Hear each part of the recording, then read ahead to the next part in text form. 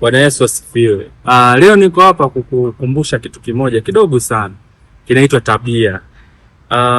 Kwa mujibu wa watu wanaofanya research au utafiti, wamekuja kugundua elimu ina mchango mdogo sana kwa mtu kufanikiwa kuliko tabia. Na nataka nizungumzie tabia kidogo. Watu wengi tunapozungumzia tabia tunazungumzia kuzianzisha tabia mpya.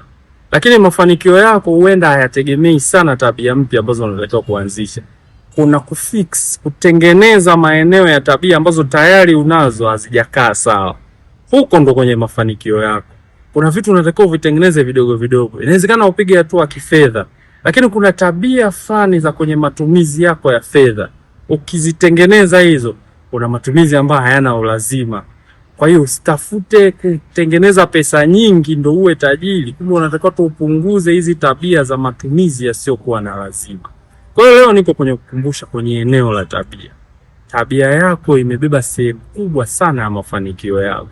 Sababu tunamwamini Mungu, basi mwambie Mungu, ni wapi kwenye tabia zangu nahitaji kurekebisha ili niweze kuyaona mafanikio.